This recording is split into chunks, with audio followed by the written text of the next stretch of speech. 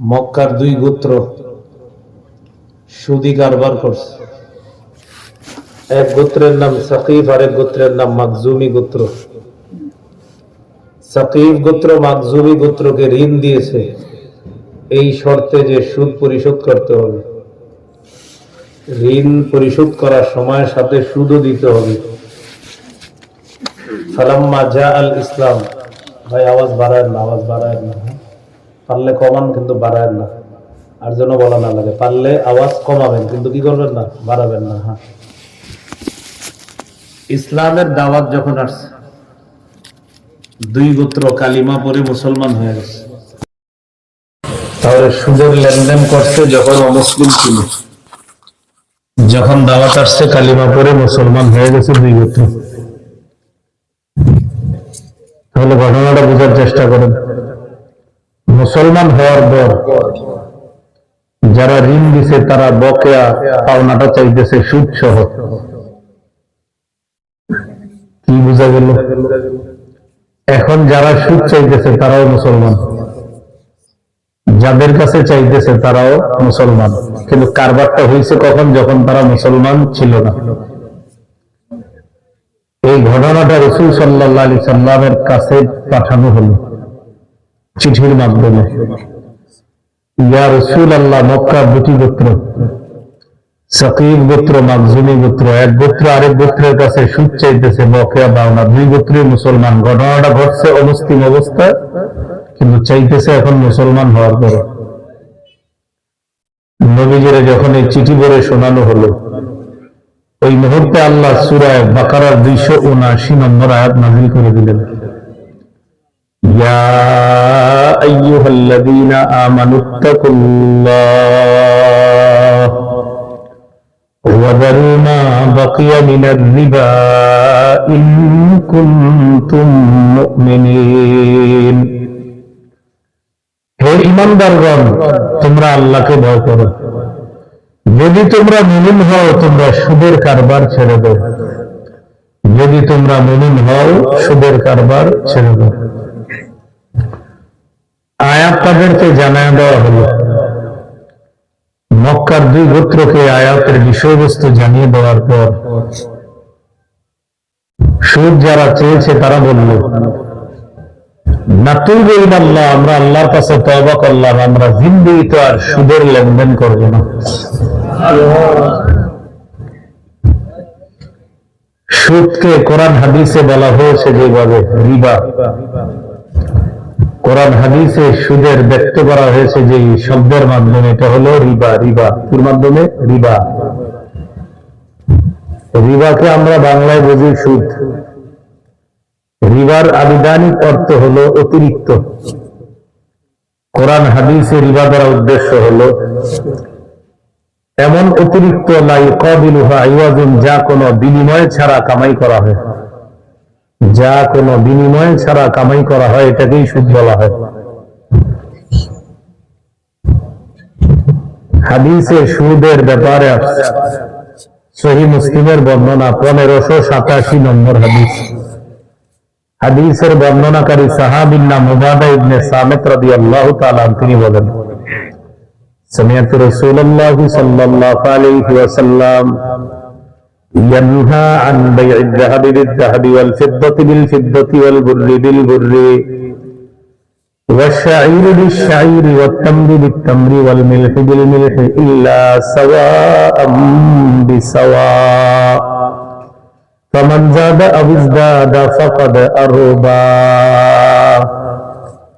স্বর্ণের বিনিময়ে স্বর্ণ, রূপার বিনিময়ে রূপা, গমের বিনিময়ে গম, জবের বিনিময়ে জব, লবণের বিনিময়ে লবণ, খেজুরের বিনিময়ে খেজুর, সমান সমান লেনদেন জায়েজ, কম বেশি লেনদেন সুদ। স্বর্ণ স্বর্ণ সমান সমান জায়েজ, রূপা রূপা সমান সমান লেনদেন জায়েজ। তাহলে এখান থেকে বুঝেন টাকা টাকা সমান সমান জায়েজ। 20 টাকা বিনিময়ে 21 টাকা, সুদ কত? 1 টাকা সুদ। এটা হারাম। আল্লাহ আমাদেরকে হেফাজত করুন। ভাই বাহিরের আওয়াজ বাড়াইছে না? এই যে আওয়াজটা বাড়ছে বাইরে মাত্র।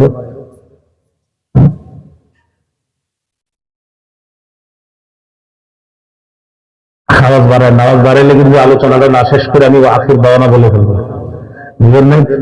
আর আমি আখির দাওয়ানা বলা মানে আমার 14-20 মিলে আর বসে পারবেন না, মাথায় রেখে নেন। সাউন্ড কমাবেন, জেনে আসবেন, সাউন্ড কম রাখবেন। সাউন্ড কম থাকলে বয়ান করবো, আর সাউন্ড যদি কম না থাকে বুঝবেন যে কিছু না বললো মাঝখানে হঠাৎ বলবো আসসালামু আলাইকুম, বুঝবেন না যে বয়ান শেষ। সাউন্ড বাড়ানো যাবে না। মাহফিল করতে গেলে বর্তমানে পুরো দুনিয়ার কষ্ট দেয় মানুষ, আশেপাশে 14 গোষ্ঠীর কষ্ট দেয় মাহফিল করতে গিয়ে। এই এলাকায় যদি 90টা মাইক লাগায়, পরের এলাকায় যে মাহফিল করবো এরা লাগায় 100টা। আপনারা কয়টা লাগাইছেন? 90টা। দাঁড়ান দেখাইতেছে। আশেপাশে অসুস্থ যারা বিভিন্ন বাসা বাড়িতে, এদের কি হবে বলেন? মাইক যে জোরে চলে, এই মুহূর্তে যদি বিদেশের কারো ফোন আসে, এই বেড়া অটো নিয়ে 2 মাইল দূরে যাইতে হবে আর ছেলের সাথে কথা বলার জন্য, কারণ এখানে তো কথা বলা সম্ভব না। মাহফিল নিয়ন্ত্রিত করা দরকার। এইভাবে চলতে থাকলে একটা সময় দেখবেন মাহফিলের এই সংস্কৃতি উঠে যাবে। এই সংস্কৃতি ঠিক রাখতে হলে মাহফিল নিয়ন্ত্রণ আসতে হবে। আল্লাহ আমাদেরকে বুঝার তৌফিক দান করেন। পিছন থেকে মাইক দিচ্ছেন দুইটা? দেন নাই, বলা হয়েছিল মাইক দেওয়ার জন্য। হ্যাঁ, আমি বলে দিই কেমনে কেমনে দিবেন, কমলে কমলে কয়টা কম মাইকে এলে বয়ান পুরা মাহফিল সুন্দরভাবে হবে। কিন্তু এটা হইলো কি, এটা যতই বলা হোক এটা কেউ শোনে না। যাই হোক, সুদের আলোচনা করতেছিলাম। সহিহ মুসলিমের বর্ণনা 2840 নম্বর হাদিস। এই হাদিসের মধ্যে আছে রাসূলুল্লাহ সাল্লাল্লাহু আলাইহি ওয়াসাল্লাম বলেন, আলা কুল্লু শাইইন মিন আমরিল জাহিলিয়্যাতি তাহতা কদামাইয়া। রাসূলুল্লাহ সাল্লাল্লাহু আলাইহি ওয়াসাল্লাম বলেন, জাহিলি যুগের যত কুপ্রথা আছে সব আমার 2 পায়ের নিচে। ওয়ারিবাল জাহিলিয়্যাতি তাহতা কদামাইয়া মাওদুউন।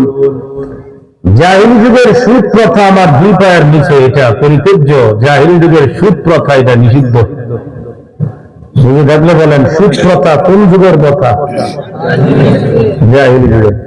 তাহলে এই এলাকায় যদি কেউ সুদের কারবার করে, সুদের সাথে যদি কারো সম্পর্ক থাকে, সে কোন যুগের কারবার করে? জাহিলি যুগের কারবার। এখন বলেন আপনারা, এই জাহিলি যুগের কারবার বর্তমানে চলেন? চলে। কিছু সুদ আছে, আবার গ্রাম্য সুদ আছে, কিস্তির সুদ। সেটা হলো এইভাবে, গ্রামীণ ব্যাংক, আশা, সোনার বাংলা, এই জাতীয় কিছু সংস্থা আছে, এরা ক্ষুদ্র ঋণ দেয়, মহিলারা এই ঋণগুলো বেশি নেয়। তখন এই ঋণ কিস্তিতে পরিশোধ করে আস্তে আস্তে। এটা হলো গরিবদের সুদ। মধ্যবিত্তরা যে সুদ খায় এটার নাম সুদ, গরিবদের সুদের নাম কিস্তি। মধ্যবিত্তদের সুদের নাম সুদ, ধনীদের সুদের নাম ইন্টারেস্ট। ধনীদের সুদের নাম কি? ইন্টারেস্ট। বাজারে গাড়ি দিয়ে আসবে, বলবেন স্যার ব্যবসা মনে হয় ভালো উন্নতি হইতেছে, বলবে 1 করোড় প্রফিট পেয়েছে, এর মধ্যে তোমার 50 লাখ হলো মূল প্রফিট, উইথ ইন্টারেস্ট 50 লাখ। যে ইংরেজি বলছে তার মানে সঠিক হয়েছে। উনি আপনাকে ইংরেজিতে বুঝেছে উনি 50 লাখ মূল টাকা কামাই করছে আর 50 লাখ সুদে কামাই করছে। তো ইংরেজিতে উনি বইলা বুঝাইলো উনি অনেক বড় ব্যবসায়ী। আসলে উনি বুঝাইছে উনি সুদ খোর, কিন্তু আপনি বুঝেন না। এটা হলো ধনী মানুষের সুদ। শহরে একটা সুদের সিস্টেম আছে, মর্গেজ। কি সিস্টেম? মর্গেজ। এটার নাম দিছে মর্গেজ।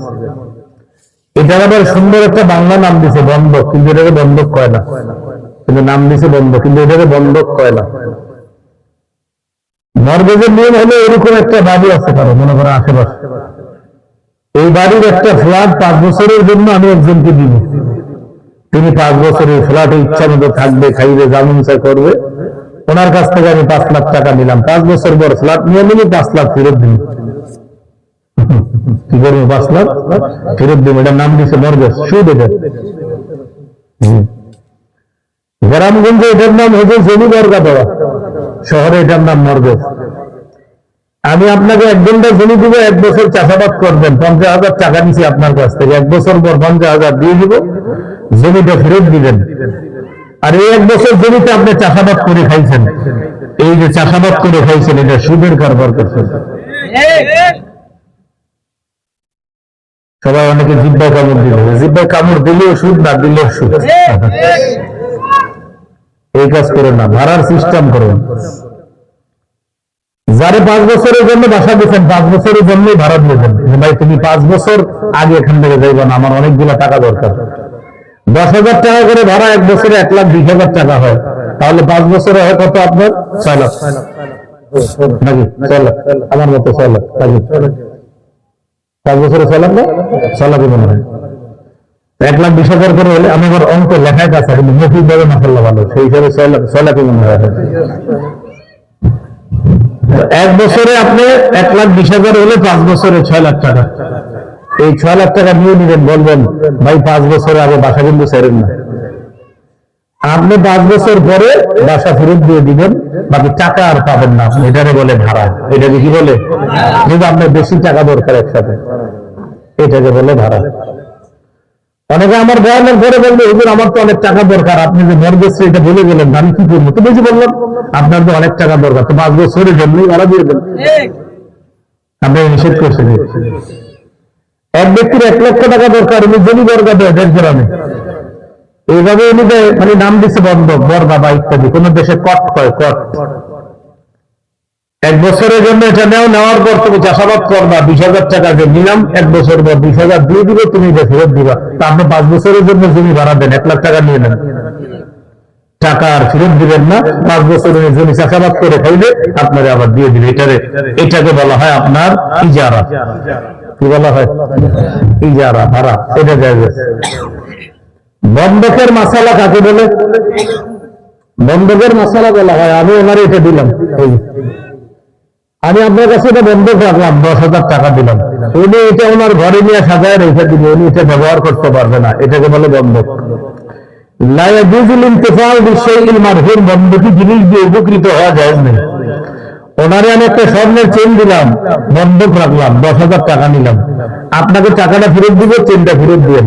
উনি এই চেন ইচ্ছা করে ওনার নাতির গায়ে দিতে পারবে না, মায়া করে না একটু গায়ে দাও না, এই চেন ব্যবহার করা যাবে না, বাসায় লকাবে রেখে দিবে। আমি যেদিন টাকা ফেরত দিব, উনি চেনটা ফেরত দিয়ে দিবে, এটাকে বলা হয় বন্ধক। ওই বন্ধকি জিনিস দিয়ে উপকৃত হওয়া যায় না, বন্ধকি জিনিস দিয়ে কি হওয়া যায় না। আব্দুল্লাহ ইবনে মাসউদ রাদিয়াল্লাহু তাআলা আনহুর কাছে দেখতে আসছে, আসার পর বললেন আমি একজনকে 5,000 দিরহাম রূপা দিছি, 5,000 দিরহাম রূপা ঋণ দিছি। তারপর সে আমার কাছে একটা বন্ধক রাখছে, একটা ঘোড়া। ইবনে মাসউদ রাদিয়াল্লাহু তাআলা আনহু বললেন, এই যে বন্ধক রাখছে ঘোড়াটা, তুমি ঘোড়ার উপরে চড়ছো? একটু তো চড়ছি। আব্দুল্লাহ ইবনে মাসউদ রাদিয়াল্লাহু তাআলা আনহু বললেন, তুমি সুদের কারবার করছো। হযরত কেন? তিনি বললেন, ঘোড়া তোমার কাছে বন্ধক, এটা বন্ধকি সম্পদ, বন্ধকি সম্পদ দিয়ে উপকৃত হওয়া যায় নাই। এটা তুমি তোমার ঘরে রেখে দিবা, এটার গায়ে ময়লা পড়লে পরিষ্কার করবা, এটার যত্ন নিবা, কিন্তু এটা দিয়ে উপকৃত হতে পারবা না, এটার কোনো ক্ষতি করতে পারবা না, বাকি তুমি কোনো উপকৃত হতে পারবে না। এটাকে বলা হয় বন্ধক। তাহলে আপনি যে ফ্ল্যাট মর্গেজ দিলেন, নাম দিলেন বন্ধক, এখন হয়তো ফ্ল্যাট চালায় রাখছে না ব্যবহার করে, তাহলে তো বন্ধক হলো না। আল্লাহ আমাদেরকে মাসালাগুলো বুঝার তৌফিক দান করেন, এরপরে নিজেদের জীবনে বাস্তবায়ন করার তৌফিক দান করেন। এই সূরাতটা সবাই বলে দিবেন, নতুন বাড়ি টাড়ি করে নিয়েতে যে দিয়ে দিন, বললেন যে দিয়ে দিন, ভাড়া দিন, অন্য কিছু করেন না। এখন আসেন যেটা বললাম, কম সুদ, বেশি সুদ, কিস্তি সুদ, সুদ বা ইন্টারেস্ট সুদ। সূরা আলী ইমরানের 131 নম্বর আয়াতে আল্লাহ বলেন, ইয়া আইয়ুহাল্লাযীনা আমানু লা তাকুলুর রিবা আদআফান মুদাআফা, হে ঈমানদারগণ তোমরা বহুগুণে বৃদ্ধি করে সুদ খাও না। এটা আবার একটা সিস্টেম আছে, ব্যাংকে আগামী মাসের 1 তারিখ ঋণ পরিশোধ যদি করতে না পারেন, তাহলে 2 তারিখ হয়ে গেলে আপনার উপরে সুদ বাড়বে। মাস একটা গেলে সুদ বাড়বে। বিভিন্ন ব্যাংকে বিভিন্ন নিয়ম, বিভিন্ন কিস্তি, কোন জায়গায় সাপ্তাহিক কিস্তি, কোন জায়গায় মাসিক কিস্তি। আগামী সপ্তাহে শনিবারে যদি কিস্তি পরিশোধ না করেন, আপনার সুদ বেড়ে যাবে। এটা কোন জায়গায় সাপ্তাহিক, আর কোন জায়গায় মাসিক। আরেকটা আছে দেশ গ্রামে গন্ডি সুদ। বলেন কি সুদ? আমাদের কুমিল্লা বলে গন্ডি সুদ। গন্ডি সুদ কারে বলে দেখেন? আমি তো ওনার কাছ থেকে 100 টাকা আনছি 10 টাকায় সুদে। এই 100 টাকা ওনার কাছে হিসাব দিচ্ছি আমি 20 টাকা সুদে। উনি আবার ওনার কাছে 100 টাকা লাগাইছে 30 টাকা সুদে। আপনার এমএলএম পদ্ধতির সুদ কি পদ্ধতি? এমএলএম খালি বাড়বে। আপনার এই যে একটা পদ্ধতি, এই যে সুদ, এটা হলো কি জানেন? ওনার কাছ থেকে 100 টাকা আমি আনছি, আনার পরে তারে বেশি, তিনি আবার তার কাছে এই সর্বশেষ উনি 30 টাকা বেশি পেয়েছে, আমি 20 টাকা, উনি হলো 10 টাকা। 10 সুদ, 20 সুদ, 30 সুদ। বুঝে আসছেন কথাটা? আল্লাহ আমাদেরকে হেফাজত করুন। তাহলে নবী সাল্লাল্লাহু আলাইহি সাল্লাম সুদকে বললেন আমার পায়ের নিচে, সুদ হারাম। এবার আপনারা আমাদের একটু বলেন যে সুদ আমাদের চোখে দেখতে কি কমে না বাড়ে? বাড়ে। সুদ আমাদের চোখে বাড়ে। কাউকে যদি সুদ দেন 10 টাকায় আপনি 15 টাকা দিলেন, 5 টাকা কি বেশি গেল? তাহলে 5 টাকা বাড়লো। আচ্ছা, আপনার পকেটে আছে 10 টাকা, আপনি একজনকে 5 টাকা দান করলেন, তাহলে দানে কি হলো? কমে গেল 5 টাকা। তাহলে পকেটে ছিল 10 টাকা, এই 10 টাকা থেকে 5 টাকা দান করার পর পকেটে আছে আর 10 টাকা। 10 টাকা কারো কাছে আপনি 5 টাকায় সুদে ঋণ দিচ্ছেন, 10 টাকায় হইল 15 টাকা। সৎকা করার কারণে আপনার পকেটে রইল 10 টাকা, সুদের কারণে আপনার পকেটে আসলো 15 টাকা। তাহলে আমাদের চোখে সুদ বাড়ে, সৎকা কমে। আল্লাহ বলেন না না না না, আমার কাছে সৎকা বাড়ে, সুদ বাড়ে না। আল্লাহর কাছে সৎকা বাড়ে, যাকাত বাড়ে, সুদ বাড়ে না। সূরা রুমের 39 নম্বর আয়াতে আল্লাহ বলেন وما آتيتم من ربا ليربو في أموال الناس فلا يربو عند الله وما آتيتم من زكاة تريدون وجه الله فأولئك هم المضعفون। আল্লাহ তাআলা বলেন তোমরা যারা মানুষকে সম্পদ বাড়ার জন্য সুদ দাও, ফালা ইয়ারবু ইনদাল্লাহ, এটা আল্লাহর কাছে বাড়ে না। ওয়া মা আতাইতুম মিন যাকাতিন তুরিদুনা ওয়াজহাল্লাহ, তোমরা যারা আল্লাহকে খুশি করার জন্য যাকাত দাও, এই যাকাতে 40 ভাগের 1 ভাগ সম্পদ তোমাদের চোখে কমে যায়। 100 টাকায় 2.5 টাকা তোমাদের চোখে কমে যায়, 1 লক্ষ টাকায় 2.5 টাকা কমে যায়। আল্লাহ তাআলা বলেন যাকাত দাতাকে জানায়া দাও ফাউলাইকা হুমুল মুদঈফুন, এই যাকাত দাতা যাকাতের মাধ্যমে দুনিয়াতেও তার সম্পদ বহুগুণে বৃদ্ধি করে নেয়, আখিরাতে প্রচুর পরিমাণে সওয়াবের মালিক হয়ে যায়। যাকাত বাড়ে। বলেন যাকাতে। এবার আমার সাথে একটু বলেন, বলেন যাকাতে, বলেন যাকাতে। ফকির ধনী হয়, সুদে ফকির আরো ফকির হয়। বলেন প্রমাণ। 1 বছর আগে আমাদের দেশের মাথা পিছু ঋণ 1,07,000 টাকা ছিল, এখন কত জানি না, আসলে জানি না। 1 বছর আগে রিপোর্ট আমাদের দেশে মাথা পিছু 1,07,000 টাকা ঋণ। আজকে যে জন্ম নিচ্ছে সে 1,07,000 টাকা ঋণ। তাহলে 1,07,000 যদি প্রত্যেকে মাথা পিছু থাকে, ঘটনা হলো এত ঋণ কেন? উন্নয়ন না জোয়ার বইছে দেশে।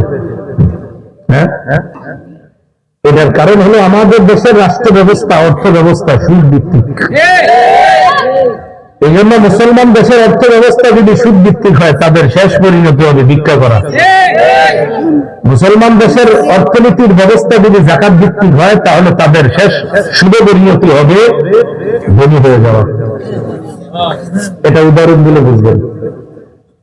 আপনাদের এলাকার 10 জন ধনী 100 জনকে সুদের ঋণ দিচ্ছে, 10 জন ধনী 100 জনকে সুদের ঋণ দিচ্ছে। এই 100 জন গরিব মানুষ 10 জন ধনীকে শুধু কি ঋণ পরিশোধ করবে না সুচ্ছ? মনে করেন 10 জন ধনী 100 জনকে 10,000 টাকা করে ঋণ দিয়েছে, প্রতিজনে 10,000 টাকায় 1,000 টাকা সুদ দিতে হবে। তাহলে 10,000 টাকা করে 100 জনকে দিয়েছে, 100 জনের সুদ দিল কত? 1,000 করে হলে 1 লক্ষ টাকা সুদ দিল। আচ্ছা, তাহলে 100 জন দরিদ্র মানুষ তারা মূল ঋণটাও পরিশোধ করলো, আবার সুদ দিল 1 লাখ, প্রতিজনে 1,000 টাকা করে। তাহলে গরিব মানুষ যারা ঋণ নিছে তারা সুদ পরিশোধ করে আগের চেয়ে আরো গরিব হয়েছে। এই 10 জন মানুষ ধনী মানুষ 100 জনকে যাকাত দিচ্ছে, 100 জন মানুষকে যাকাত দিচ্ছে, অথবা ধরে নেন কম, 10 জন মানুষ 10 জন গরিবরে যাকাত দিচ্ছে, 10 জন মানুষ 10 জন গরিবরে যাকাত দিচ্ছে। কত টাকা করে? 5 লাখ টাকা করে যাকাত দিচ্ছে। আপনার কাছে বেশি মনে হতে পারে, আমাদের দেশে 5 লাখ না, আমাদের দেশে 5,000 কোটি, 1,000 কোটি, 500 কোটি টাকা যাকাত দেওয়ারও লোক আছে, কিন্তু আমি আপনি জানি না। এই ব্যক্তি যারা আছে তারা যদি 5 লাখ টাকা করে 10 জন গরিবদের যাকাত দেয়, আগামী বছরে 10 জন যাকাত দিবে। তাহলে কি হলো? গরিব যাকাতে ধনী হয়, সুদে গরিব আগের চেয়ে আরো গরিব হয়। আল্লাহ আমাদেরকে বুঝার তৌফিক দান করেন। এই জন্য একটু বুঝেন, 10 জন যাকাত দিচ্ছে, কয়জন দরিদ্রকে? 10 জন। তাহলে যাকাতে এতদিন ধনী ছিল 10 জন, এখন আরো 10 জন ধনী হয়ে গেছে। সুবহানাল্লাহ। সুদে এতদিন গরিব ছিল 100 জন, সুদের কারণে আরো গরিব হয়ে গেছে 100 জন। আল্লাহ বলেন সুদ তোমাদের চোখে বাড়ে, আরে বেটা সুদ বাড়ছে যে কয়জন সুদ দিছে ওই কয়জনের, যাদেরকে দিছে ওদের সম্পদ আরো কমছে, যাকাত তোমাদের চোখে কমছে না। না, যাকাতের মাধ্যমে আমি 100 জন দরিদ্রকে আমি আল্লাহ আরো ধনী বানাই দিই। আল্লাহ আমাদেরকে বোঝার তৌফিক দান করুন। এই হলো আজকের আলোচনার প্রথম অংশ। এখন আমরা আলোচনার দ্বিতীয় অংশ আলোচনা করবো। এটা হলো আজকের মূল আলোচনা, এটা সবাই শোনেন মন দিয়ে। এখন আমরা জানবো সুদের 16টা ভয়াবহ অবস্থা। কয়টা? এই 16টা ভয়াবহ অবস্থা বলবো, আলোচনাটা শেষ হবে। একটাও এদিক সেদিক হবেন না, যেন আপনাদের মুখস্থের মতো হয়ে যায়। সুন্দরভাবে শুনুন।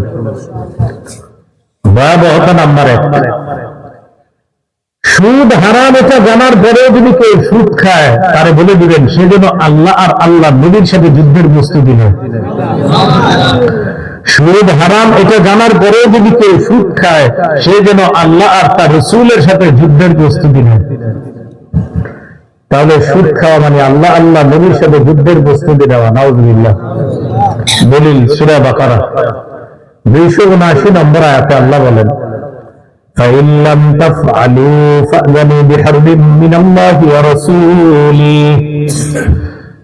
সুদ হারাম এটা জানার পরেও যদি তোমরা সুদের কারবার থেকে ফিরে না আসো, তাহলে আল্লাহ আর তার রাসূলের পক্ষ থেকে যুদ্ধের ঘোষণা নিয়ে নাও।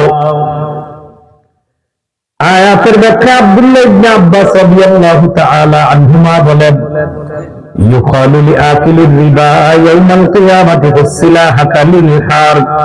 সুদখোরকে কিয়ামতের ময়দানে বলা হবে, ও সুদখোর, তুমি তোমার অস্ত্র নাও, আমি আল্লাহর সাথে লড়াই করার জন্য। সুদখোরকে বলা হবে, অস্ত্র নাও, আমি আল্লাহর সাথে তুমি লড়াই করবে, আমার নবীর সাথে তুমি লড়াই করবা। এটা সুদখোরকে বলা হবে। গজব নাম্বার 2, যারা সুদ খায় আল্লাহ না করেন তারা যদি সুদি লেনদেন অবস্থায় মারা যায়, যারা সুদ খায় আল্লাহ না করেন তারা যদি সুদি লেনদেন অবস্থায় মারা যায়, কিয়ামতের ময়দানে কবর থেকে তারা পাগল অবস্থায় উঠবে। দেখলে মনে হবে শয়তান তাদেরকে পাগল বানায় দিচ্ছে, এরকম পাগল অবস্থায় উঠবে। 3 নম্বর পারা 6 নম্বর পৃষ্ঠা সূরা বাকারা 275 নম্বর আয়াতে আল্লাহ বলেন, الذين يأكلون الربا لا يقومون إلا كما يقوم الذي يتخبطه الشيطان من الماس। যারা সুদ খায় তারা কবর থেকে এমন অবস্থায় উঠবে, দেখলে মনে হবে যেন শয়তান তাদেরকে পাগল বানায় দিয়েছে, এমন অবস্থায় যারা কবর থেকে উঠবে। ذلك بأنهم قالوا إنما البيع مثل الربا। এটা এই কারণে যে তারা দুনিয়াতে বলতো ব্যবসা সুদের মতো। বলি নাউযুবিল্লাহ। وأحل الله البيع وحرم الربا। অথচ আল্লাহ ব্যবসাকে হালাল করেছেন, সুদকে আল্লাহ হারাম করেছেন। তাহলে সবাই বলেন ব্যবসা হালাল, বলেন ব্যবসা সুদ, ব্যবসা সুদ। অনেকে দুনিয়ার মধ্যে সুদ করে কি বলে জানেন, ব্যবসার সুদ তো একই রকম। আপনি তাকে বলে দিবেন যে ব্যবসা, এটাকে বলা হয়। এক মাস একজন ব্যবসায়ী টাকাটা খাটায়, এক মাস সে টেনশনে থাকে, দোকানের কর্মচারীর বেতন আছে, ফার্মের কর্মচারীদের বেতন দিতে হয়, চাউলের গোডাউন আছে, আপনার এই চাউলের গোডাউনে যতজন খাটে তাদের বেতন আছে, যে গোডাউনটা ভাড়া নিচ্ছে এটার ভাড়া আছে, ইলেকট্রিক বিল আছে, কারেন্ট বিদ্যুৎ ইত্যাদি বিল দেওয়ার পর এই বেচারা টেনশন, আল্লাহ জানে কতটুকু লাভ পাবো। তখন যদি একটু লাভ হয় বেচারা একটা সুখের হাসি দেয়, আলহামদুলিল্লাহ বলে। এটা হলো এক মাস একজন ব্যবসায়ী কতটা পেরেশান করতে থাকে যে আল্লাহ চাইলে আমি আমার কর্মচারীর বেতন দেওয়ার পর, গোডাউন ভাড়া দেওয়ার পর, আমার বিদ্যুৎ বিল ইত্যাদি পরিশোধ করার পর আল্লাহ চাইলে আমার কিছু লভ্যাংশ থাকবে। এটাকে বলা হয় ব্যবসা, সুদ বলা হয়। 25 দিন শুধু ক্যারাম বোর্ড আর জুয়া খেলবে সুদ, 26 তারিখে ফোন দিবে, ভাইজান কেমন আছেন, ভালো আছেন তো, 1 তারিখ কিন্তু এসে বসে। আপনার আমার খুব ভালো লাগে, আপনি মাশাআল্লাহ সবসময় কথা রক্ষা করেন, এই জন্য আপনি মুসলমান হিসাবে ওয়াদা সবসময় আপনি রক্ষা করেন, পুরা করেন, আপনার এই জন্য আমার খুব ভালো লাগে। সুদ করে মুসলমানের ব্যাখ্যা দিতে কি বলতেছে, আপনার ভালো লাগে কেন, আপনি সবসময় আমানত রক্ষা করেন, ওয়াদা রক্ষা করেন, এই জন্য আপনার সাথে আমার সবসময় একটা সুন্দর লেনদেন। এগুলো আবার কাউরে বললেন না, বলে দেওয়া কি বলে, এগুলো কাউরে বললেন না, আমার আপনার মাঝে থাকবে কথাগুলো, এগুলো কাউরে বললেন না, মানে হয়ে বুঝে গেছে খারাপ। এরপরে তো সুদের অর্থটা তার কাছ থেকে নেয়, ইহাকে বলা হয় সুদখোর। বলে ইহাকে কি বলা হয়? 25 দিন পর্যন্ত ঘুমায়, ক্যারাম বোর্ড খেলে, জুয়া খেলে, টাস খেলে, চা দোকানের সামনে বসে আড্ডা দেয়, কোনো কাজ কাম করে না। কেউ জিজ্ঞাসা বলে কেমনে চলেন, আল্লাহ চালায়, কে চালায়? আল্লাহ তো চালাইতেছে, কিন্তু আপনি করেন নাকি? আল্লাহ তো কিছু করতে বলছে, এটা তো আল্লাহর নির্দেশনা, কিছু করেননি। আছে একটা বিজনেস আছে, এই বিজনেসটা কি আছে আপনার, একটা বিজনেস, একটা আপনার এক্সপোর্ট ইম্পোর্টের ব্যবসা আছে। এই এক্সপোর্ট হইলে ওনাকে কিছু টাকা দিলাম, ইম্পোর্ট হলে ওনার কাছ থেকে সুদ আনলাম। আল্লাহ আমাদেরকে হেফাজত করেন। তাহলে 2 নাম্বার যারা সুদ খায় তারা কিয়ামতের ময়দানে কি অবস্থা উঠবে পাগল। 3 নাম্বারটা আমার দিকে তাকান। কোন ব্যক্তির গলা চাইতে ধরে যদি হত্যা করতে চান, সুদখোরকে কিয়ামতের ময়দানে দেখলে মনে হবে তার গলাটাকে চেপে ধরছে, এই গলা চাপা দেওয়া অবস্থায় তাকে কিয়ামতের ময়দানে মনে হবে উঠানো হবে, এমন করবে, করতে করতে কিয়ামতের মাঠে উঠবে। আসলে কিন্তু গলায় কেউ চাপ দেয় নাই, কিন্তু মনে হবে তার গলাটাকে চেপে ধরে তাকে হত্যা করতে চেয়েছে। এই শ্বাস রোধ করা অবস্থায় সুদখোর কিয়ামতের ময়দানে উঠবে। উমদাতুত তাফসীর 1 নম্বর খণ্ড 330 নম্বর পৃষ্ঠা। আব্দুল্লাহ ইবনে আব্বাস রাদিয়াল্লাহু তাআলা আনহুমার বর্ণনা, তিনি বলেন, আকিলুর রিবা ইউবাসু ইয়াউমাল কিয়ামাতি মাজনুনান ইউখনা। সুদখোরকে কিয়ামতের ময়দানে এমন অবস্থায় উঠানো হবে, দেখলে মনে হবে পাগল, আর মনে হবে তাকে শ্বাসরোধ করে হত্যা করা হচ্ছে, এমন তাকে মনে হবে। বলি নাউজুবিল্লাহ। কয় নাম্বার বলো? 3 নাম্বার। 4 নাম্বার। 4 নাম্বারটা কিভাবে বলি আপনাদেরকে। এখানে আমরা যারা আছি আমাদের সবার জন্য আল্লাহর পক্ষ থেকে বরাদ্দ আছে, হালাল বরাদ্দ। যারা সুদের কারবারে জড়িয়ে পড়ে, এই সুদখোরের হালাল বরাদ্দটা আল্লাহ ছিনায় নেয় হারামে লিপ্ত হওয়ার কারণে। যেহেতু তুমি সুদের কারবারে জড়াইছো, আমি আল্লাহ তোমার জন্য হালাল বরাদ্দ করে রাখছি, উঠাই নিলাম। কারণ তোমার হালালটা দরকার নেই, হারামটাই খাও। আজকে শিখে রাখবেন 4 অপরাধে। বলেন কয় অপরাধ? বলেন বান্দা হালাল রিজিক থেকে বঞ্চিত হয়। বলেন জুলুম করা, আল্লাহর রাস্তায় বাধা দেওয়া, সুদ খাওয়া, অন্যের সম্পদ অন্যায়ভাবে আত্মসাৎ করা। প্রিয় ভাইরা, কয় অপরাধে মানুষ হালাল রিজিক থেকে বঞ্চিত হয়? জুলুম করা, আল্লাহর রাস্তায় বাধা দেওয়া, সুদ খাওয়া, আর হলো আপনার অন্যের সম্পদ অন্যায়ভাবে আত্মসাৎ করা। এই কথাটা আল্লাহ সূরা নিসার 160-161 নম্বর আয়াতে আল্লাহ বলছেন। فبظلم من الذين هادوا حرمنا عليهم طيبات أحلت لهم وبصدهم عن سبيل الله كثيرا بسم الله اللهم لك الحمد ولك الشكر আল্লাহ তাআলা বলেন জুলুম করার কারণে ইহুদিদের জন্য আমি আল্লাহ বরাদ্দকৃত হালাল রিজিক হারাম করে দিলাম ওয়া বিসাদদিহিম আন সাবিলিল্লাহি কাসীরা তারা আল্লাহর রাস্তায় বাধা দেওয়ার কারণে তাদের জন্য বরাদ্দকৃত হালাল রিজিক হারাম করে দিলাম 3 নাম্বার আখযিহিমুর রিবা তারা সুদ গ্রহণ করার কারণে তাদের জন্য বরাদ্দকৃত হালাল রিজিক হারাম করে দিলাম 4 ওয়াকলিহিম আমওয়ালান নাস বিল বাতিল অন্যায়ভাবে অন্যের সম্পত্তি আত্মসাৎ করার কারণে আমি তাদের জন্য বরাদ্দকৃত হালাল রিজিক হারাম করে দিলাম অন্যের সম্পত্তি আত্মসাৎ নিজের এই যে একটা জায়গায় বসে রয়েছে আমরা এই জায়গাটা মালিক তো কেউ না কেউ আছে এখন এই ব্যক্তির মালিকানা থেকে আপনার কেউ যে দখল করে তার সম্পত্তি ছিনিয়ে নিল এটা অন্যের সম্পদ আত্মসাৎ করা অথবা তার এই জমিনের 1 বিঘা পরিমাণ কেউ আত্মসাৎ করলে শুধু এটুকু আত্মসাৎ করছে এই এটুকু সহিহ মুসলিমের বর্ণনা এতটুকু জমিন আত্মসাৎ করার কারণে কিয়ামতের ময়দানে আত্মসাৎকারীর গলার মধ্যে 7 তবক জমিন আল্লাহ ঝুলিয়ে দিবে কত জমিন আল্লাহ আমাদেরকে হেফাজত করেন আমাদের আলোচ্য বিষয় থাকবে আমরা সুদের কারণে মানুষ তার বরাদ্দকৃত হালাল রিজিক থেকে বঞ্চিত হয়ে যায় তাকে আমরা সুদের আলোচনায় আরো 3টা অপরাধ জানছি সুদ সহ 4টা জুলুম করা যাবে না আল্লাহ রাস্তায় বাধা দেওয়া যাবে না সুদ খাওয়া যাবে না অন্যের সম্পদ অন্যায়ভাবে আত্মসাৎ করা যাবে না আল্লাহ আমাদেরকে এই 4টি ভয়ঙ্কর অপরাধ থেকে বাঁচার তৌফিক দান করেন এইগুলো 4 নম্বর গজব নাম্বার 10 এই এলাকার নাম হলো মধ্য গাজীর চট না এলাকা আল্লাহ তাআলা আযাব দিতে চায় না 2 শ্রেণীর অপরাধীরা এই এলাকার জন্য আযাব বৈধ করে নেয় যেটা আপনি দেন আল্লাহ তাআলা আযাব দিবে না আল্লাহ তাআলা কিন্তু 2 শ্রেণীর অপরাধী আল্লাহর গজবটাকে হালাল করে হাদিসের কিতাব আত-তারগীব আত-তারহীব এই কিতাবের 3 নম্বর খণ্ড 69 নম্বর পৃষ্ঠা ইযা যাহারা যিনা ওয়ার রিবা ফি ক্বরিয়াতিন কাদ আহাল্লু বিআনফুসিহিম আযাবাল্লাহ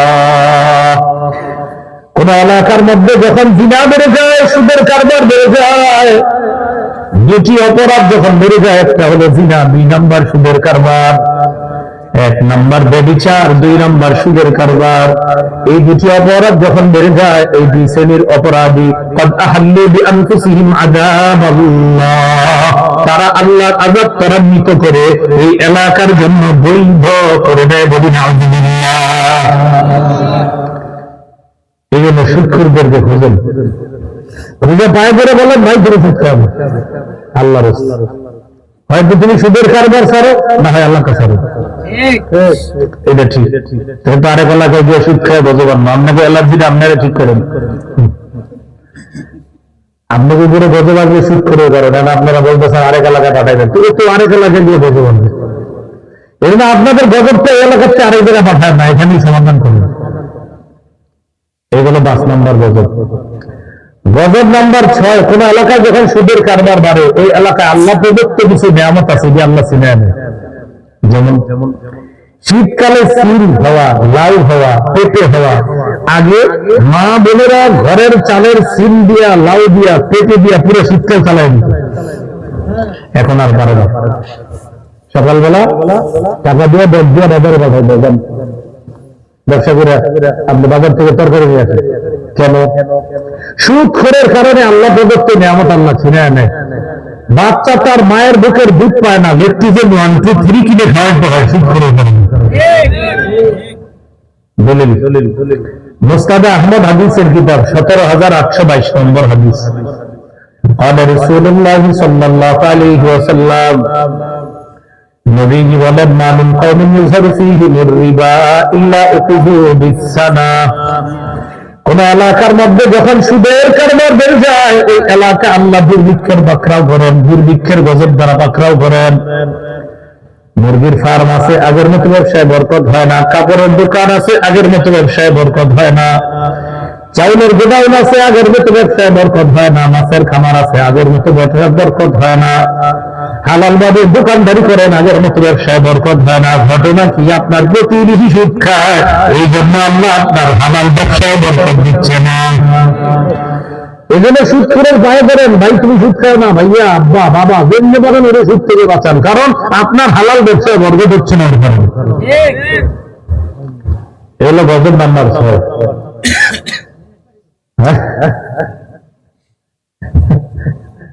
মারবো না, মারবো না, আপনি পায়ে বললে মারবো না। বলতেছে হুজুর যদি মারে ধরে বুঝাইবেন, বুঝাইবেন। দরকার হলো অন্ধকারে পায়ে ধরবেন। কোথায়? সবার সামনে না দূরে অন্ধকারে, যে ভাই তুমি যে সুদ খাও এটা কাউরে বলা টলা দরকার নেই, আমরা কাউরে বলবো না, তোমার ভাই বলে সুদ খাবে। এমনি অন্ধকারে বলেন তুমিও আমার সাথে শত্রুতা নাই, আমারও তোমার সাথে শত্রুতা নাই। এই বিষয়টা আপনি সিরিয়াস নেন। সুদের ব্যাপারটা আমি পড়াশোনা করার পর যেটা বুঝতেছি, আপনার কোন দেশের গজবের জন্য অন্যতম কারণ সুদ। আপনি দেখেন পুরো দুনিয়াটা এখন সুদে চলেন, আমরা খালি গজবার্তা দেবো, আসল জিনিস হচ্ছে না গজবার্তা দেখেন। 14 টাকা দেখেন, 14 নাম্বারটা শুনলে আরো বুঝে আসবে। কটা হইলো? তার নাম্বার চললো 6। 7 নাম্বার, যারা শিক্ষা আল্লাহ না করেন এই অবস্থায় যদি মারা যায়, কিয়ামত পর্যন্ত তাদের পেটে বড় বড় সাপ দৌড়াদৌড়ি করবে। এই অবস্থায় তাদের কিয়ামত পর্যন্ত থাকতে হবে। এরপর কিয়ামতের ময়দানে তারা যখন দাঁড়াবে, অন্যান্য অপরাধীরা তাদেরকে দেখা অবাক হবে। নিজের সুদখোররা অপরাধী, অন্য অপরাধীরা অপরাধী, তারা এমনি তাকাই থাকবে চোখ বড় বড় করে। কিরে ভাই এরা খারাপ, বলবে এরা সুদখোর। এদের পেট এত বড় কেন? এরা খারাপ, বলা হবে এরা সুদখোর। অন্যান্য অপরাধীরা এদেরকে দেখে টেনশনে বেরো করবে, এটা কারা? তো বলা হবে এরা সুদখোর। ইবনে মাজার হাদিস 2272 নম্বর হাদিস। قال رسول الله صلى الله عليه وسلم أتيت ليلة أسري بي على قوم। নবীজি বলেন মেরাজের রাতে এমন একদল মানুষের পাশ দিয়ে অতিক্রম করলাম, বুতুলুহুম কাল বুয়ুত, তাদের পেটগুলা বিশাল বড় বাড়ির মতো। ফিহা আল হাইয়াত তুরাবিন খারিজি বুতুনিহিম, তাদের পেটের বাহির থেকে বিশাল বড় বড় সাপ দেখা যায়, তাদের পেটের ভিতরে দৌড়ায়। আমি জিবরিল আমিনকে প্রশ্ন করলাম, মান হাউলা, ইয়া জিবরিল, জিবরিল এরা কারা? জিবরিল আমিন জবাব দেয়, হাউলাই আকালাতুর রিবা ইয়া রাসূলুল্লাহ, হুজুর এরা হলো সুদখোর, কিয়ামত পর্যন্ত পেটের মধ্যে সাপ এইভাবে দৌড়াদৌড়ি করতে থাকবে। এগুলো আপনার সাধারণ সুদখোর। কি সুদখোর? দাগি সুদখোর। যারা দাগি বলতে ইন্টারেস্ট 50 লাখ সুদ নামবে কি ইন্টারেস্ট, মানে আপনার 1 কোটি 2 কোটি 3 কোটি সুদ নামবে ইন্টারেস্ট। এই জাতীয় সুদখোরদের কি অবস্থা হবে? মরার পরে কিয়ামত পর্যন্ত রক্তের নদীতে শুধু সাঁতার কাটতে থাকবে, কিনারায় যেতে পারবে না। আপনাদের কাছে মনে হচ্ছে এটা কোনো গল্প নাকি? না, সেই বুখারীর বর্ণনা 2085 নম্বর হাদিস। সেই বুখারী বর্ণনা 2085 নম্বর হাদিস। হাদিস সংখ্যা হবে 7563টা। কারো যখন এই মুহূর্তে বুখারীর বাংলা থাকলে মিলায় নেন। রাসূলুল্লাহ সাল্লাল্লাহু আলাইহি সাল্লাম বলেন, রাআইতুল লাইলাতা রাজুলাইনি আতায়ান, গত রাতে 2 ব্যক্তি আমি দেখলাম, 2 জন আমার কাছে আসছে। আসার পর আমার 2 বাহু ধরে আমাকে সামনের দিকে নিয়ে যায়, বইতে বইতে হাত্তা আতাইনা আলা নাহরিন মিন দাম, একটা নদীর কাছে গেলাম। এই নদীর মধ্যে রক্ত আর রক্ত। নদীর মধ্যে কি? রক্ত আর রক্ত। ফীহি রাজুলুন কাইমুন, নদীর মাঝখানে এক ব্যক্তি, বাইনা ইয়াদাইহি রাজুলুন আলা ওয়াসতিন নাহরি রাজুলুন বাইনা ইয়াদাইহি হিজারা, নদীর কিনারায় এক ব্যক্তি, তার সামনে পাথর আর পাথর। নদীর মাঝখানে এক ব্যক্তি, নদীর কিনারায় এক ব্যক্তি। ধরে নেন এটা নদী, এই এক জায়গায় ব্যক্তি, নদীর মাঝখানে এক ব্যক্তি, এটা হলো নদীর কিনারা। কিনারায় ঘুরে আছে, তার সামনে অনেকগুলা পাথর। নদীর মাঝখানে লোকটা সাঁতার কাটতে কাটতে কিনারায় যায়। রমান নদী আলা ওয়াসতিন নাহরি বিহাজারিন ফীহি, কিনারার লোকটা একটা পাথর নিয়ে সাঁতার কাটে মুখ বরাবর মারে। রাদ্দাহু হাইসু কানা, লোকটা আবার নদীর মাঝখানে চলে যায়। লোকটা যখন নদীর মাঝখানে যায়, রাসূল সাল্লাল্লাহু আলাইহি সাল্লাম বলেন, কুল্লামা রাজা রাব্বাহু হাইসু কানা, যখনই নদীর কিনারে আসে তখনই পাথর মারে, আবার নদীর মাঝখানে চলে যায়। জিবরিল আমিন আমাকে বললেন, আল্লাযী রাআইতাহু ফিন নাহরি আকিলুর রিবা, হুজুর যারে আপনি রক্ত নদীর মধ্যে দেখলেন সে হলো সুদখোর। যারে রক্ত নদীর মধ্যে দেখলেন সে হলো কি? সুদখোর। তাহলে রক্ত নদীর মধ্যে যাকে আপনি দেখলেন এই সুদখোর কিয়ামত পর্যন্ত সাঁতার কাটতে থাকবে, নদীর কিনারায় পৌঁছতে পারবে না। এ হলো 8 নম্বর গজব। গজব নাম্বার 9, সুদ খাওয়া, আপন মায়ের সাথে জিনা করা। না, এটা নিম্ন অপরাধ, বড় না। মায়ের সাথে জিনা করাকে হাদিসে আসছে এটা নরমাল অপরাধ বলছে, নরমাল। তাহলে বুঝছেন, এটা যদি নরমাল হয়, সুদের বড় অপরাধ গুলো কি?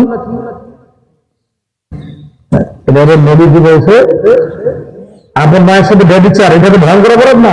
এই ভয়ঙ্কর অপরাধটা সুদের হিসাবে কয়টা বেশি না? তুমি ঠিক তো? জি।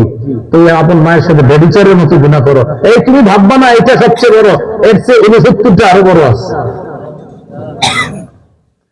তাহলে প্রিয় ভাইয়েরা, সবচেয়ে ভিন্ন অপরাধটা যদি এটা হয়, আরো 69টা অপরাধ কোনটা? ইবনে মাজাহ 2273-74 নম্বর হাদিস, আর-রিবা 70 হুবা আইসারুহা আইয়ানকিহার রাজুলু উম্মা, সুদের 70টা শাখা, সর্বনিম্ন শাখা কোন ব্যক্তি তার আপন মাকে বিয়ে করা, মানে আপন মায়ের সাথে ব্যভিচার করে। আল্লাহ আমাদেরকে হেফাজত করেন। গজব নাম্বার 10, সুদ খাওয়া মানে দুনিয়া ধ্বংস করা, আখিরাত বরবাদ করা।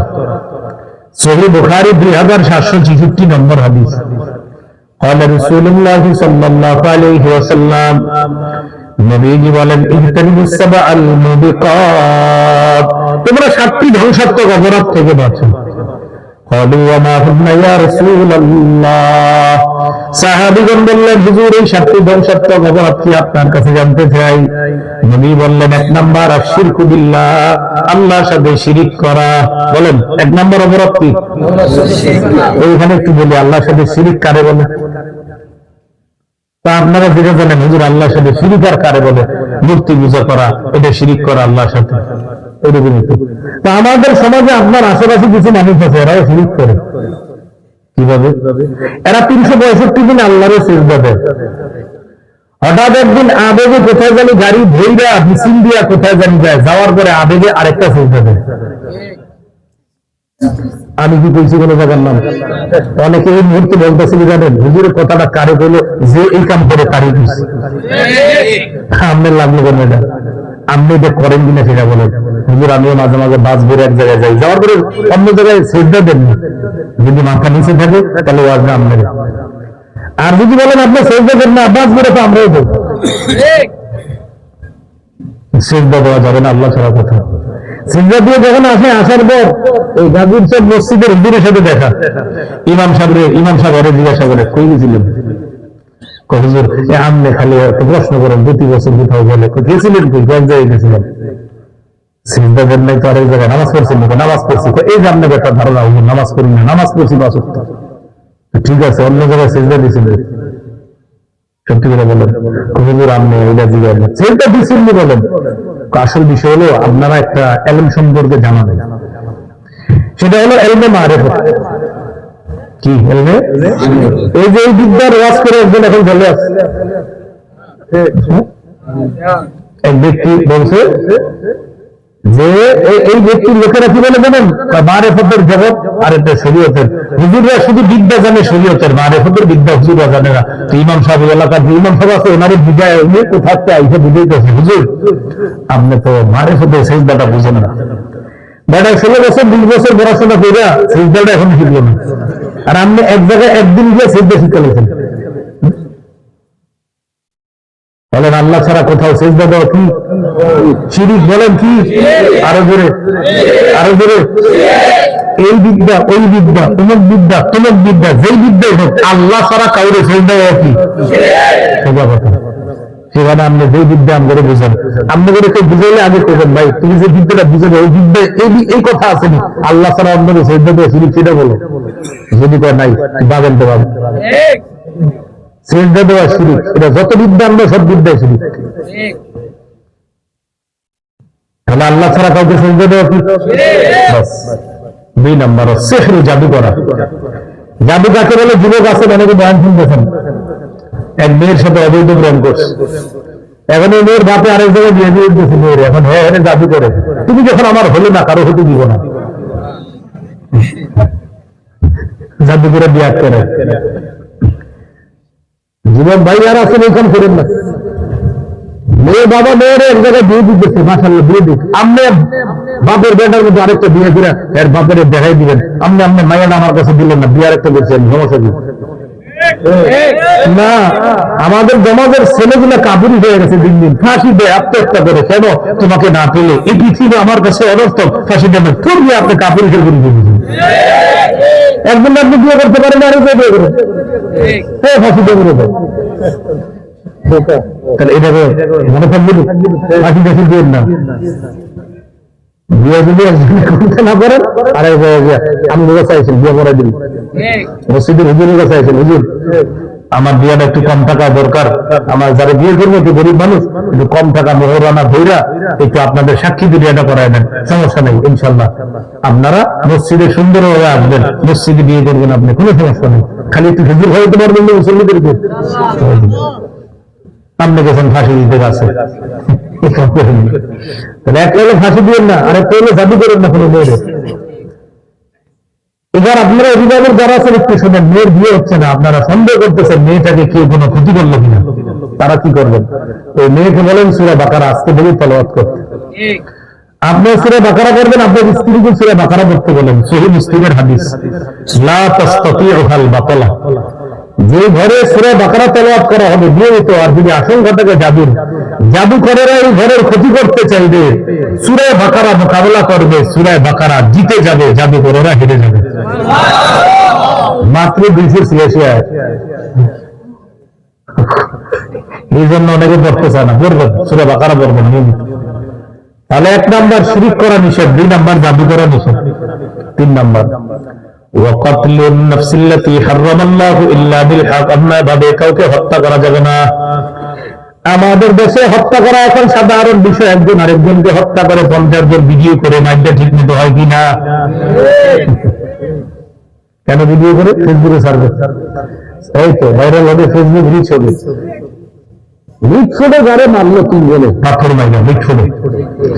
আপনি দেখেন চারোদিকে সবাই ভিডিও করতেছে, ওরা 20 জন ভিডিও এসে 3 জনে বাধা দেয়, তাহলে কি হয়ে যায়? বাধা কেন দেয় না? যে আমি যদি বাধা দিই মাইকটা হবে না, মাইকটা যদি না হয় ফেসবুকে আপলোড দেওয়া হবে না, ফেসবুকে যদি আপলোড না দিই আমার পেজটা দুনিয়াবাসী চিনবে না, প্রয়োজনে একজন মরুক, আমার ফেসবুক পেজটা সবাই চিনি। আমরা কোথায় গেলাম বলেন? হলো 3 নাম্বার, মানুষ হত্যা হারাম নিষেধ। 4 নাম্বার ওয়া আকলুর রিবা, এসে গেছে আমাদের আলোচ্য বিষয়, সুদ খাওয়া। বলেন কি খাওয়া? সুদ খাওয়া মানে দুনিয়া ধ্বংস করা, আখিরাতের ফজিলত থেকে আপনি বরবাদ হন। 5 নাম্বার ওয়া আকলু মালিল ইয়াতীম ইল্লা বিল্লাতী হিয়া আহসান, এতিমের সম্পদ অন্যায়ভাবে ভক্ষণ করা নিষেধ। এতিম যদি আপনার দায়িত্ব থাকে তখন মাসালা আছে, আপনি গরিব, এতিমরা আপনি পালতেছেন, কিন্তু এতিমের সম্পদ আছে অনেক, এতিমের যতটুকু প্রয়োজন খাবার, যতটুকু পোশাকের প্রয়োজন, ওর সম্পত্তি থেকে আপনি খরচ করতে পারবেন।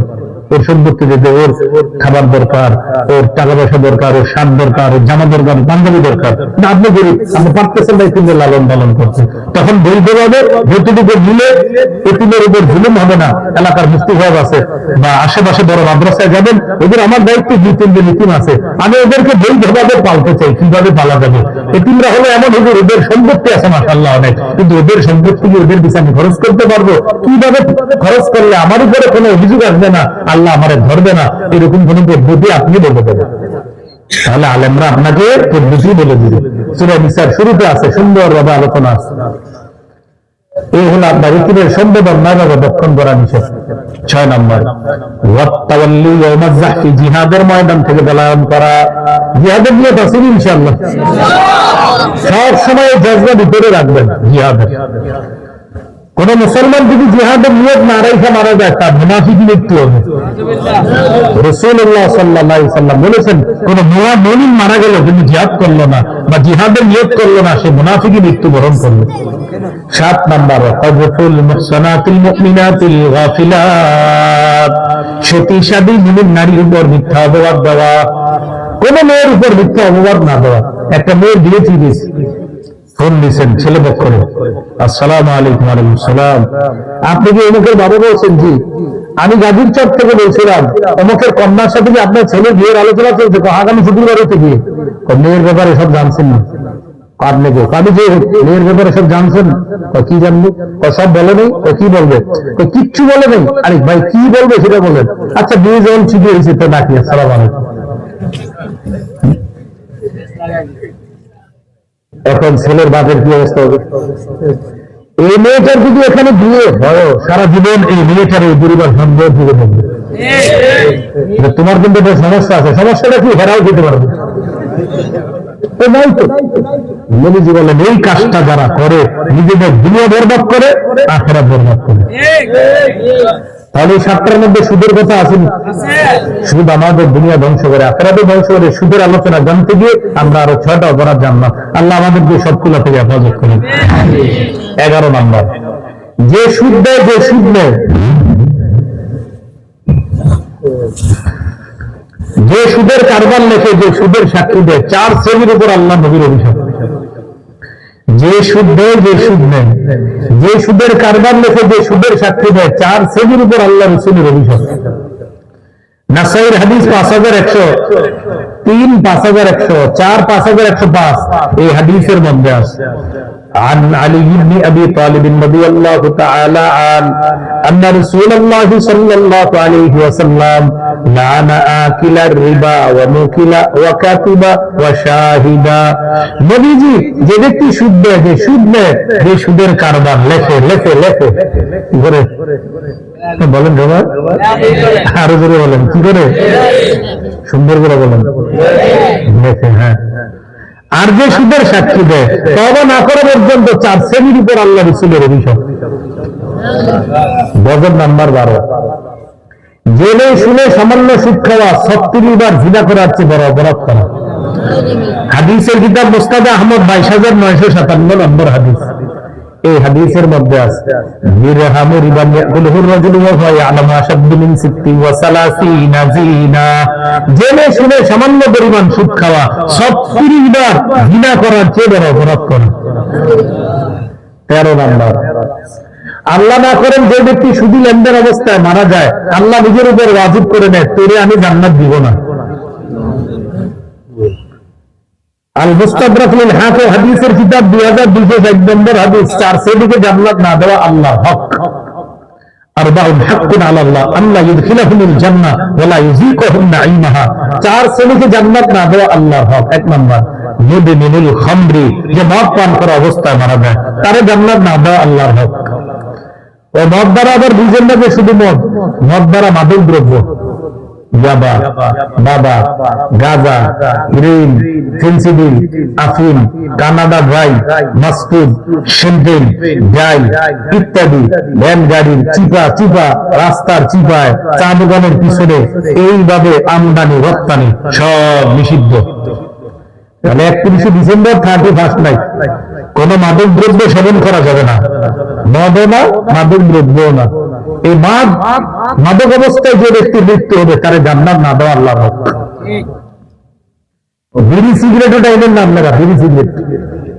হ্যাঁ, কি বিড়ি সিগারেট? সূরা গাশিয়ার 6-7 নম্বর আয়াতে আছে জাহান্নামীদের একটা খাদ্য আছে, দড়ি নামক খাদ্য। দড়ি বলেন কি নাম? লাইসমিনে। এই খাদ্যটা স্বাস্থ্য বাড়ায় না, না ইমনি ক্ষুধা নিবারণ করে না। আপনারা বলেন তো জাহান্নামের দড়ি নামক খাদ্য স্বাস্থ্য বাড়ায় না, ক্ষুধা নিবারণ করে না। দুনিয়ার কোন খাদ্য আছে এবং যেটা স্বাস্থ্য বাড়ায় না, ক্ষুধা নিবারণ করে না? আমি বলছি না সিগারেটটাই জাহান্নামের খাদ্য, বাকি বলছি জাহান্নামের খাদ্যের সাথে মিলে যাচ্ছে। খান না। যারা পান খান, জর্দা তামাক না খাওয়া ভালো। আবার শক্ত একটা কালো কি জানি আছে, এটাও ক্ষতি করে, চুনাও ক্ষতি করে। শুধু পান পাতার রসের উপকারিতা আছে, বাকি আমি কিন্তু কোনোটাই না। আপনার এই পান পাতাও না, বিড়ি সিগারেট পান পাতা পুতা কিচ্ছু মধ্যে নেই। জর্দার যে বিষয়টা আপনার কিন্তু ক্ষতি করে, জর্দা তামাক জর্দা এগুলো আপনার প্রচুর ক্ষতি করে। শুধু পান পারলে পান পাতাটা চাবেন, কিন্তু সাথে আরো যে আনুষঙ্গিক বিভিন্ন জিনিসগুলা দিয়া বাস একটা মাইট দিতেছেন, এ কিন্তু ক্ষতি হইতেছে ভিতরে অনেক ক্ষতি হচ্ছে, কিন্তু তামাক জর্দা ইত্যাদি এগুলোর ক্ষতি হচ্ছে। তাহলে এগুলা থেকে আমরা বাঁচবো। বিড়ি, সিগারেট, মাদক, তামাক জাতীয় যা আছে এগুলা থেকে আমরা বেঁচে থাকার চেষ্টা করবো। আল্লাহ তৌফিক দান করুন। 14 নম্বর, রাসূল সাল্লাল্লাহু আলাইহি সাল্লাম বলেন, কিয়ামতের আগে আমার উম্মতের মধ্যে এমন একটা সময় আসবে সবাই সুদ খাবে। সবাই ডাইরেক্ট যদি সুদ না খায়, সুদের ছোঁয়া সবার গায়ে লাগবে। ওই যে আমি আগে বলছি 14 নম্বরটা আসতেছে। আবু দাউদের 3331 নম্বর হাদিস। এই হাদিসে আসছে, লা ইয়াবকা আহাদুল্লাহ আকালা রিবা ওয়া ইল্লা ইয়াকুলহু আসাবাহু মিন বুখারী। আমার উম্মতের কেউ বাকি থাকবে না, সবাই সুদ খাবে। নবী বলেন, সবাই ডাইরেক্ট সুদ না খেলেও সুদের ছোঁয়া সবার গায়ে লাগবে। এলাকায় 90 জন সুদ খায়, 10 জন খায় না। ওই 10 জন যারা খায় না, অজান্তে তার পেটে সুদের ছোঁয়া ঢুকে দিবে। হুজুর আপনারা এক কাপ চা খাওয়াবো চলেন, তো ওনারে নিয়ে গেছি আমি। উনি ভাবছে ওনারে মহাব্বতে চাটা খাওয়াইছে। খাওয়ানোর পরে হুজুরের পিছিয়ে লেগেছে, আমি 5 টাকার সুদে বিল দিচ্ছি। এখন উনি যে খাইছে ওনার কোনো গুনাহ হয় না। আপনারা আমি 5 টাকার চা খাইছে, আপনার কোনো গুনাহ হবে না, কিন্তু আমি যে বিল পরিশোধ করলাম সুদের, আপনার পেটের ভিতরে সুদের ছোঁয়া ঢুকাইয়া দিছি। এখন আপনি হারাম খান নাই, কিন্তু নামাজ দাঁড়াইছেন। আল্লাহু আকবার, আলহামদুলিল্লাহি রাব্বিল আলামিন। মজা পাইতেছেন? কিন্তু ঘটনা কি করাতে মজা পাই না, নামাজে মজা পাই না কেন? কারণ কোরআনের মধ্যে আছে 18-4 নম্বর পৃষ্ঠা সূরা মুমিনুনের 51 নম্বর আয়াতে, কুলু মিনাত তাইয়্যিবাত ওয়া আমালু সালিহা। হালাল খাও, তারপর নেক কাজ করো। নেক কাজের পূর্ব শর্ত হালাল খাওয়া। কিন্তু আপনি হারাম খান না, আপনার ভিতরে আছে আমি তো হারাম খাই না, তাহলে আমার কারাতে মজা নাই কেন? নামাতে মজা পাচ্ছি না কেন? আমি তো হারাম খাই না, মজা পাই না কেন? হ্যাঁ, আপনি ডাইরেক্ট খান নাই, অজান্তে আপনার পেটে কে জানি ছোঁয়া ঢুকে গেছে। এগুলো খুব সাবধান, বললেই শুরু করে দিয়ে বিরিয়ানি পাইলে চলছে আপনাকে, বললেই শুরু করে দিয়ে। এগুলো 14 নম্বর। 15 নম্বর,